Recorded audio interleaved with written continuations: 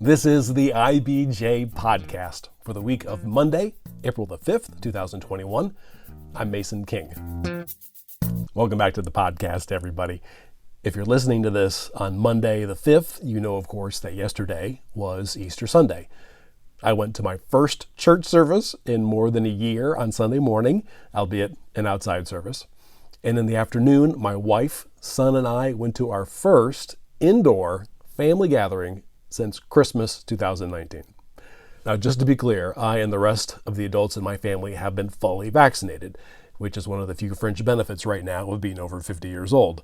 Now, of course, last week, Indiana officials swung wide the doors to the state's vaccination clinics to anybody age 16 or over, although it will take some weeks or months to get everybody scheduled, vaccinated, and fully up to snuff. At the moment, there are about 1.2 million fully vaccinated individuals in Indiana. That's about 21% of the 5.3 million people aged 16 and over who are eligible for the vaccine. Now, considering the very first dose of vaccine in Indiana was jabbed into somebody's arm in mid-December, that number sounds pretty impressive. But compared to other states, which each have their own strategies for rolling out the vaccine, Indiana's record is decidedly mixed. With any undertaking this large, your relative success depends on how you want to slice and dice the statistics. But on at least a couple of metrics, Indiana ranks quite poorly among all states, and in others, it's around the middle of the pack. IBJ healthcare reporter John Russell has been following this mammoth effort and has a story in this latest edition of IBJ taking stock of the state's performance so far. And he's our guest for this week's edition of the podcast. Here's our conversation on Indiana's sometimes controversial strategy, how the state ranks nationwide, and how long it could be before we all get back to some semblance of our pre-pandemic lives. I'm pleased to welcome back to the podcast John Russell, who covers healthcare for IBJ. Thanks for making time today. Hey, great to be here. Thanks. So as usual, I'm going to start by talking about myself. So I got my second shot of Pfizer vaccine on Friday at the Indianapolis Urban League in a large room that had been set up as a clinic. I'm 95% sure it was run by Walmart. I saw a lot of Walmart signage, but setting up the appointment was easy. Felt like I was in and out, with the exception of the 15 minutes I had to stick around just to make sure I wasn't going to keel over. So it is my impression that everything is going swimmingly. Is that the case statewide? It's a mixed record, really. But I, too, shared your experience of getting my first shot. Actually, I get my second shot next week. I got mine at St. Vincent main campus. And like yours, there's a lot of temporary feel about these vaccine clinics, how long they'll be here, how they're set up. But I went through the process in less than a half hour. I was in and out, and everyone was very professional, very smooth. So on a personal experience level, I think it was great.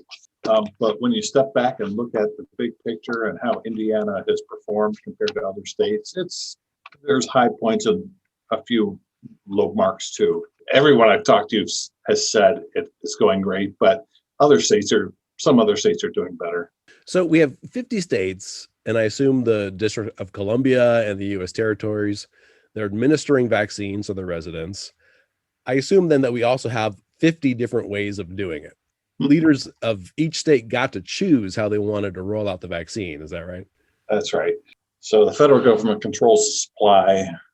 They decide how much each state gets. They ship it out. And then from that point on, each state gets to oversee the process, who gets in front of the line by occupation, by health, by age, and lots of other different ways. So outline Indiana's approach for anybody that hasn't been paying attention.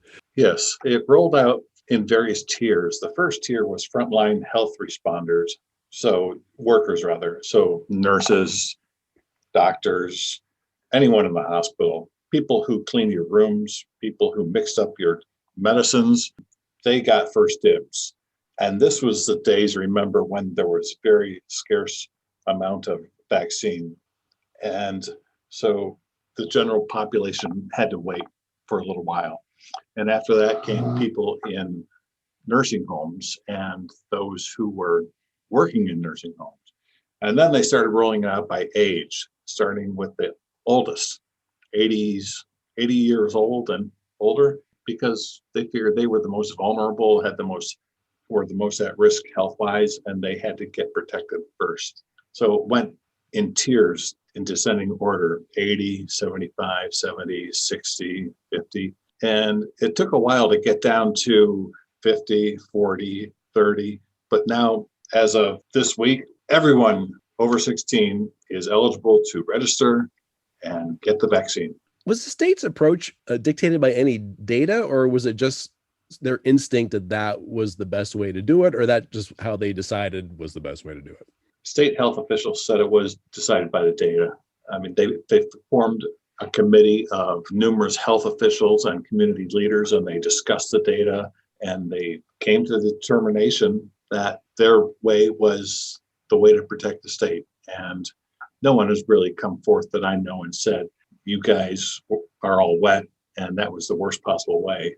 They made a case and they went with it, and they stuck to it. Yeah, they received a lot of criticism over the last 3 months or so, as I recall. For example, not expanding eligibility early on to teachers, as some other states had, in the same way that they had for healthcare workers. But they held really firm on that. They did. And a lot of teachers raised a ruckus. They said, we're in schools. A lot of them we're in small rooms, many of them without windows, with a lot of people where a virus can spread. And they thought the state's approach was completely wrong, and that teachers and perhaps some other occupations needed to be carved out an exemption and exception and get their vaccine near the front of the line. But the state said, nope, older people first, long-term facility patients first, and then we'll finally get to you. And the teachers had to wait. So now we're, as I think we just said, we're at the point where anybody over the age of 16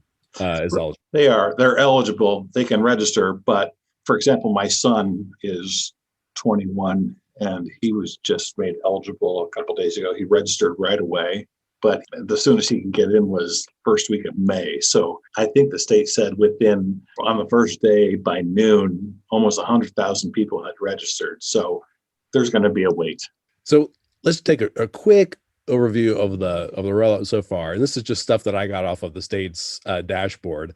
I would think that if nothing else comes out of this pandemic, is that the state is going to be really good at making dashboards because there are so many of them measuring so many things. So there are more than 500 vaccination clinics in the state. The first dose of vaccine was administered in Indiana on December the 14th. Mm-hmm. As of March 31st, there were about 1,134,000 fully vaccinated people in Indiana. Now that is, according to the dashboard, nearly 21% of the 5.3 million people who are eligible, those aged 16 and over. And then there were an additional about 1.7 million people who had received their first dose but needed a second dose. So let's compare Indiana's progress. The number of ways that you can do it. What if we just look at it in terms of the percentage of the population age 18 and older with at least one dose of vaccine? How does Indiana rank among all the states? On that score, Indiana is not great. They're sixth worst. You hate to say worst because they've gotten shots in over, as you say, 1 million people. They're sixth lowest. You would say that 44 other states did better. So Indiana had 32.4% of its population over 18 with at least one dose as of March 30th, according to the CDC. Only Mississippi, Tennessee, Georgia, Alabama, and the District of Columbia had inoculated fewer people as a percentage of the population. Now, I mean, that sounds pretty bad, but is that sort of deceiving? Is one of the reasons that we measured that way because of the methodical way that we've been vaccinating backwards from the age ranks? It is. And first of all, being sixth worst is not that bad because it's still 32% of the population of people 18 and older with at least one dose. 32.4% is not that far lower than the national median of 37.6%. So we're not way off the charts. We're all pretty close together. But yes, because we've been focusing on the older age groups, when you compare an entire population over 18, we just haven't gotten down to that age group. with shots in the arms until a couple of days ago. So that's why we're not scoring that well on that large group. Something just occurred to me, and I don't know if you looked at it this way. I've noticed in our daily reports of vaccinations and infections and deaths, I mean, we're down to single digits in daily deaths. Is the state saying that, well, that's because that we focused on, the most vulnerable populations first? That's a good question. I don't know if I've heard them say that. They are pleased that the numbers are low. We had just one death yesterday, I believe, compared to, 3-4 months ago when there were dozens of people a day dying, and the hospitalization rate was, I think it was in the hundreds, and the cases were in the thousands, and we're much, much lower on all those. So if we evaluate Indiana, then in terms of its own goal of getting the older and most vulnerable people vaccinated first, how does Indiana compare to other states? Indiana is right in the middle. Indiana scores 22nd, I believe. It's only 2 off the median, which is about 73%. We're at 72%. So Ohio and Kentucky and Michigan, those neighboring states, they're all doing a little worse, while Illinois, Maryland, Washington, Delaware, and some other states are doing better. So if we look at some other metrics, how is the state doing in terms of the percentage of vaccine that it has received, that it actually is being administered? I think that the term of art for that is getting it into people's arms. Right. And that's the most critical, most closely watched metric for a lot of people. And we're doing really well. We're above the median nationally at 82%. The median is 81%, but that kicks us up like 4 states above the median. So, we've done a really good job of taking what we've had, getting it to clinics, getting it into people's arms faster than maybe 30 other states. So Indiana has something to be proud of on that score. And we're continually getting vaccine, right? It's not like everybody got the same amount of vaccine at the same time and said, here's everything you need, get it into people's arms as fast as you can. It's kind of lumpy. It goes up and down. Some weeks, state health officials say we've gotten plenty and we're getting more by the week. And sometimes it's like, ooh, suddenly we didn't get that much as we needed. We need to look into this. So as of March 30th, Indiana didn't get as much as it should have. Actually, it was second worst in the nation on a per capita basis. Only Utah got less per 100,000 residents. Indiana officials were kind of flummoxed a week or two ago on the conference call trying to explain why, saying they noticed it but didn't have an answer. That changed during the most recent press conference when they said they got a boost in the federal allocation. So when we were getting about 300,000 doses a week, now we're getting this week 405,000 doses. So a good kick, and hopefully Indiana will go up, in its rankings and get as much as it needs. The state has always complained we need more, we need more, we need more. We've got a great network. We've got 400 plus sites. We've got nurses, pharmacists lined up, and things are running pretty smoothly. We can handle as much as you can give us. So that's really not in Indiana's fault that we're not getting as much. It would be Indiana's fault if it was sitting somewhere and not getting into people's arms in the state. It sounds like, having listened to some of these press conferences, that it's kind of mysterious even to the state officials about why they get how much they get and when they get it. Yeah, it is mysterious. I'm trying to find a good answer, but they haven't given us one. I don't know if they have one. So I was looking at the state dashboard for vaccinations, where the state breaks down the data a dozen different ways. One of the ways is the number of people who are getting the 2-dose series, meaning either the Pfizer or the Moderna, and how many are getting the 1-dose, which is the Johnson & Johnson.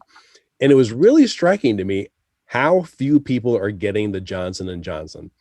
In the last month, on days when between 40,000 and 60,000 doses of vaccine are being administered a day, rarely, if ever, are more than 4,000 of them Johnson & Johnson.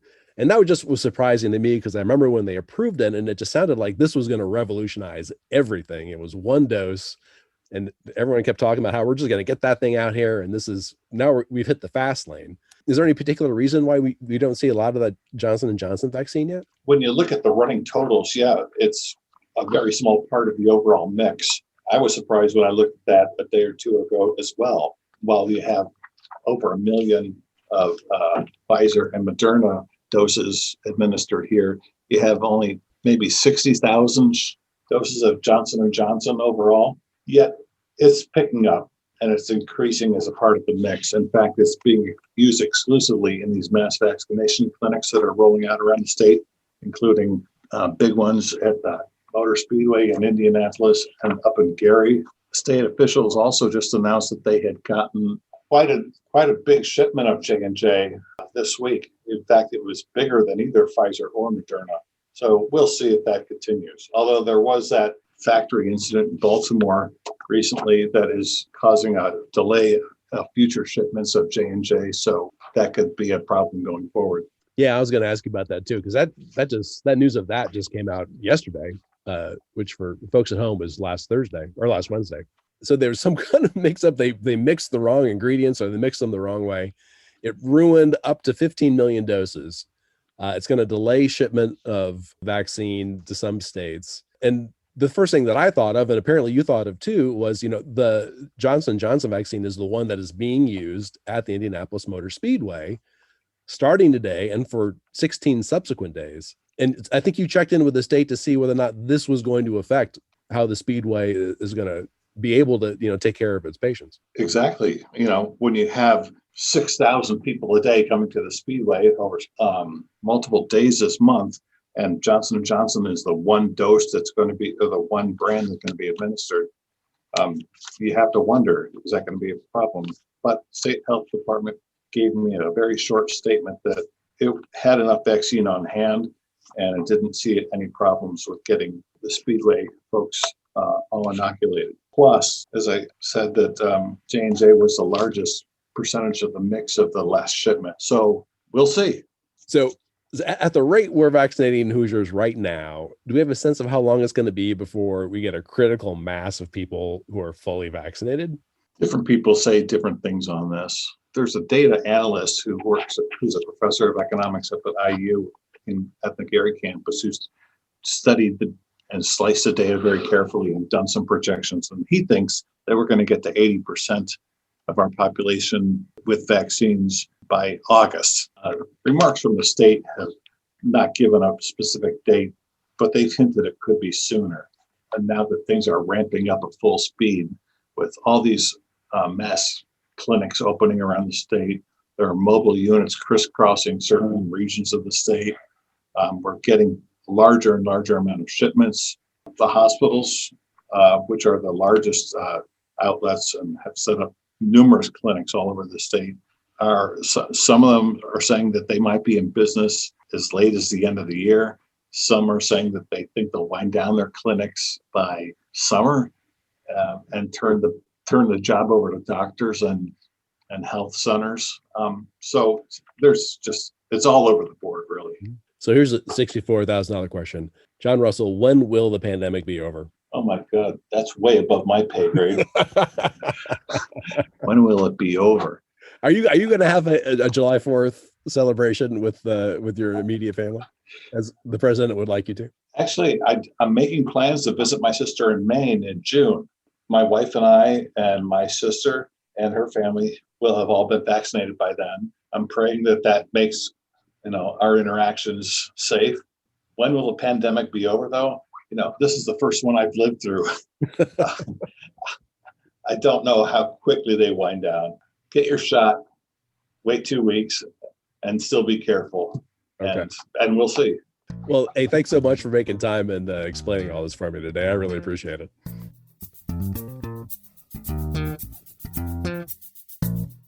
My thanks again to John Russell. If you'd like to read more about the state's vaccine rollout and get feedback from the folks who have been through the process so far, you can check out John's story on the front page of the latest issue of IPJ. And before you get on with the rest of your week, there are a few other strong stories I want to draw to your attention.